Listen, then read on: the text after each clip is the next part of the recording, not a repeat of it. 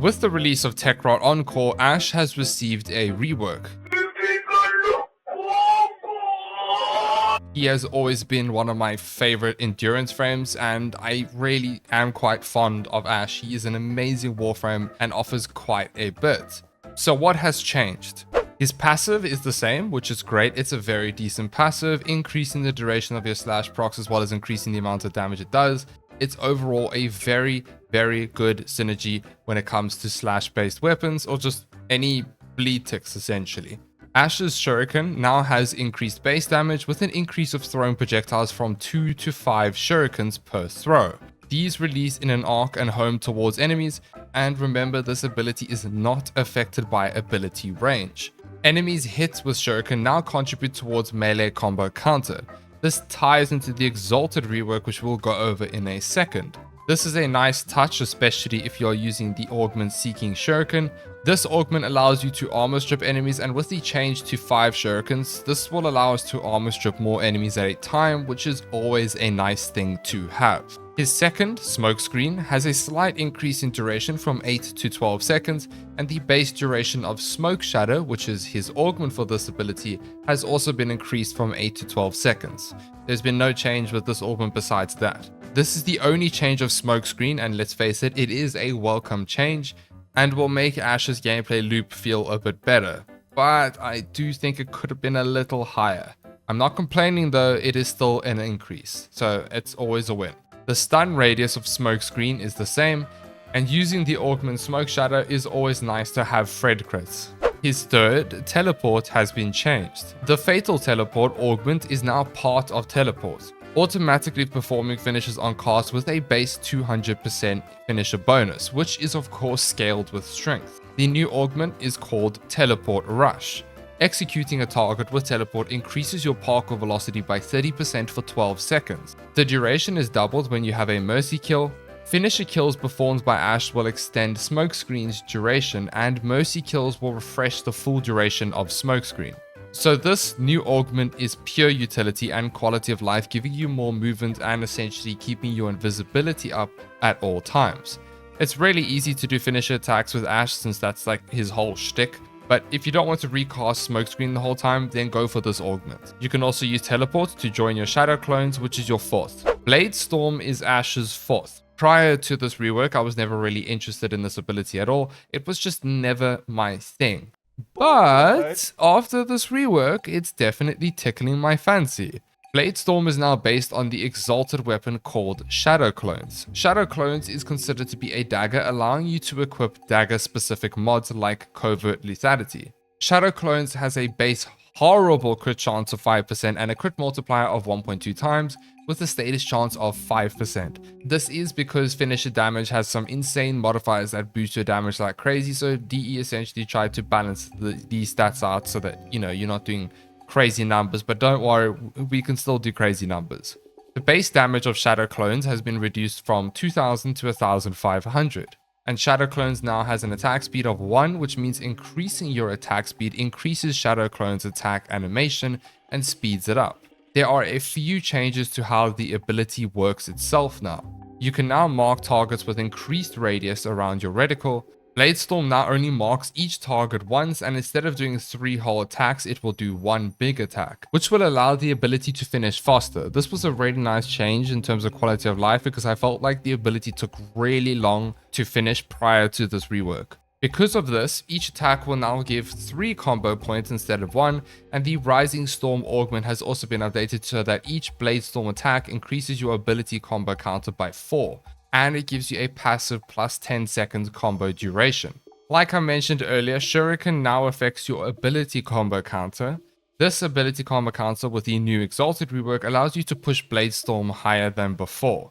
I mean, you can literally hit for tens of millions of damage, even hundreds of millions of damage with the right setup.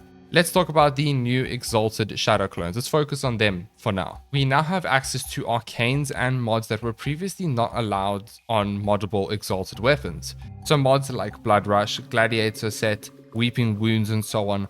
You can now use those mods. They scale with combo counter. So overall, our Exalted have a huge buff. We also have a capacity boost from the stance, which is very nice, since you only need like 1 or 2 form a maximum with this. The nice thing is Bladestorm now scales with an ability combo counter much like your normal melee combo counter does. Your ability damage actually scales with this ability combo counter, and of course mods like Blood Rush, Weeping Wounds. The sad thing is the base crit and status chance of Bladestorm is so low that I tried my best to make a melee influence setup work, but it's just not ideal. What does work is a magnetic setup with melee vortex, although it's not really needed, I guess, unless you are using Bladestorm as a means to pull enemies in for your weapons. It's not needed, but it does work. With regards to the best melee arcane, I'm yet to determine this. So far, melee duplicate does not work from my testing. I may be wrong on this. Melee exposure might be the play for increased corrosive damage. Melee afflictions doesn't work, and influence doesn't work either since your status chance is so low. So yeah, maybe you guys can let me know from your testing what the best melee arcane would be. Let me know in the comments below. Bladestorm does guarantee a slash hit on every hit, and if we scale our finisher damage with covert lethality and finishing touch, add some flat damage, 1 or 2 galvanized mods, 2 gladiator mods, and blood rush, we get some hefty damage numbers here. Bladestorm starts out slow by itself, but it scales incredibly well with the combo counter. You'll start to notice the damage just ramp up as your combo counter goes up. And when you add viral priming into the mix, you're adding an even deadlier combo. This is just with the base setup and viral priming. This does not include your Warframe mods and Helminth options. But we can take this even further and do over 100 million damage from a single shadow clone. Subsume Silence onto Teleport, or you can do your Shuriken, it's up to you. Equip Savage Silence. This augment increases our finisher damage by a massive amount. Equip Rising Storm to scale our ability combo counter multiplier easier. Scale Strength. Equip Arcane Fury, Arcane Crepuscular, Steel Charge, and yep, your eyes do not deceive you, 100 million plus damage from your shadow clones. This is insane damage. I'm not sure if you could achieve this damage prior to this rework, as I never really dabbled in his shadow clones. So to all of the Ashe mains, I do apologize for this, but either way, this is still absolutely amazing and a sight to behold. This might just be my new favorite Thrax deleter. I am going to have so much fun in Void Cascade with this setup. But yeah, pretty much anything will be deleted with this build. It is amazing and really fun to play since your shadow clones will kill everything as you walk. You literally have aura with this build. Like you, if you smash that like button. I'm so sorry. If you are a newer player watching this, you can use a shadow clone build like this. And for a newer player star chart build, this is what the build would look like. This is a well-balanced setup focusing on everything you need in the star chart. That concludes the finisher focused playstyle, which is what Ashe's base kit is going for. For the other playstyles, here is a base kit steel path setup, in which the augments are completely interchangeable here. This is just a template that can be interchangeable to what you want out of Ashe. It is a very flexible setup. Ashe's abilities generally have really high base range, so having a bit of negative range isn't the worst thing. So don't be alarmed if you build this way.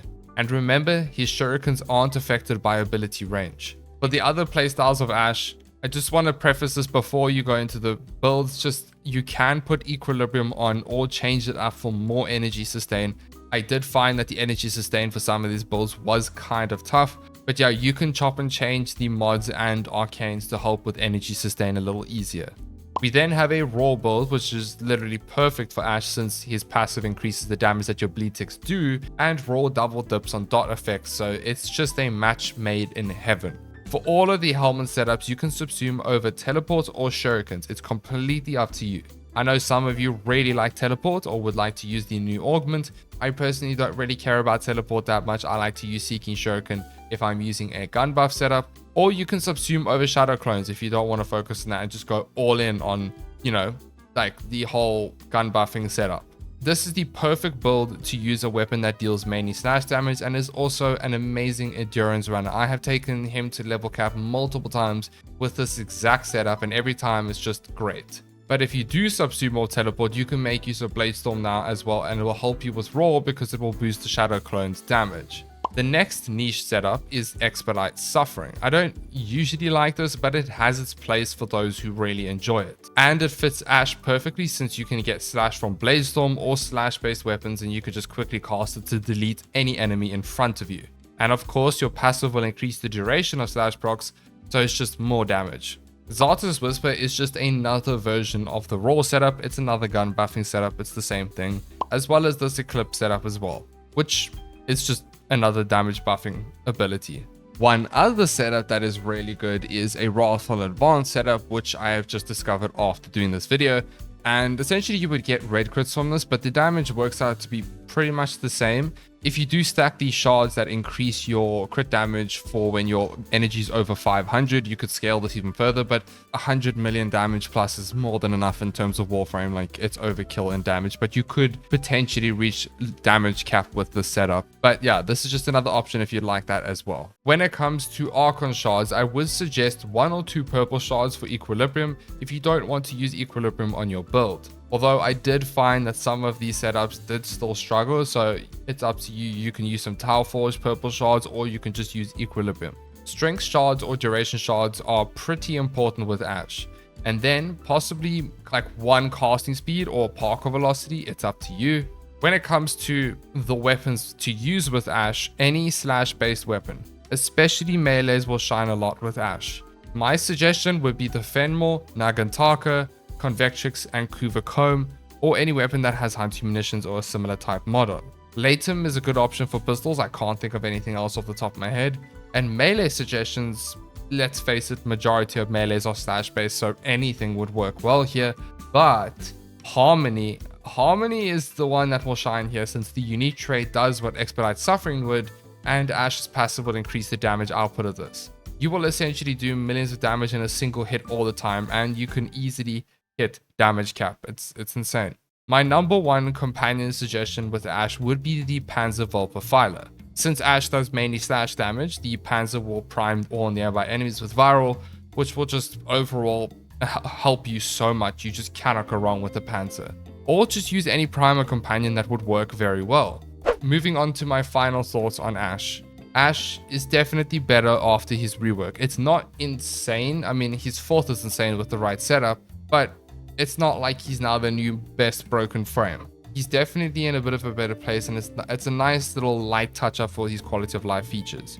I have always been super fond of him. He is the perfect endurance frame.